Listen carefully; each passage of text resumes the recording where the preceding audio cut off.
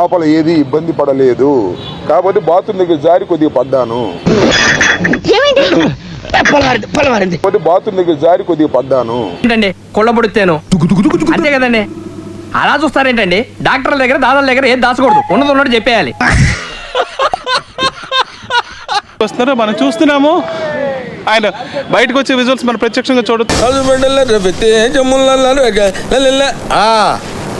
ఏనుగంబారి రెడీయా? భారీగా ఉంటుందని తేలేదు సార్.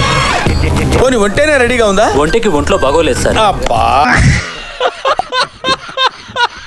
ఆ జైల్లోకి వెళ్ళేటప్పుడు ఏ స్థాయిలో ఉత్సాహంతో ఉన్నారో అదే స్థాయిలో అదే ఉత్సాహంతో ఆయన బయటకు రావటం మనం ప్రత్యక్షంగా గమనించవచ్చు. అయ్యా లోపలంతా అంత సవ్యంగానే జరిగింది. ఇక్కడ పరిస్థితి ఎలా ఉంది, ఆయన బయటకు వచ్చారు, దీనికి సంబంధించి ఏం మాట్లాడతారనే విషయాన్ని ఒకసారి ఆయనతో వీడేంట్రా ఎంతమందిని వేసుకొస్తున్నాడు మాట్లాడే ప్రయత్నం చేద్దాం.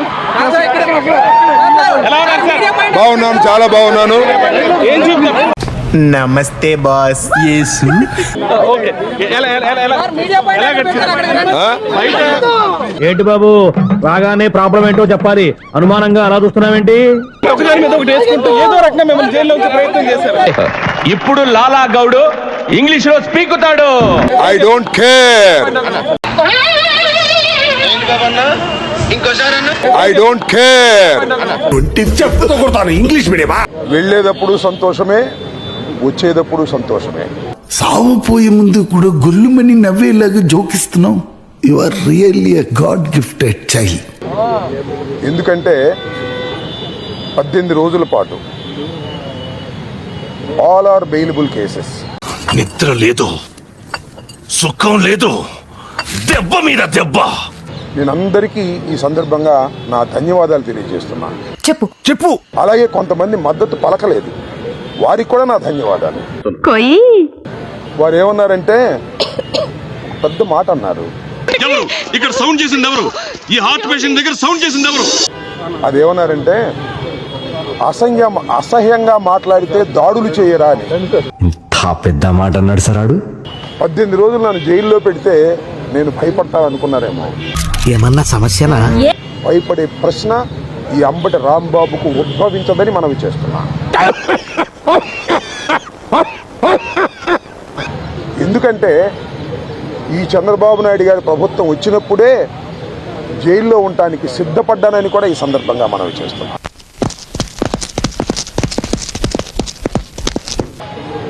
నన్ను హింసించాలని, నన్ను జైల్లో పెట్టాలని చంద్రబాబు, లోకేష్ ఎప్పటి నుంచో ప్రయత్నం చేస్తున్నారు. మీ గ్రహాల మూమెంట్ అలా ఉంది. అలా అనకండి, ఆ గ్రహాలు అలా మూవ్ అయ్యేలా చేసింది మీరే. ఎక్కడో దొరికాను, లోపల పెట్టారు.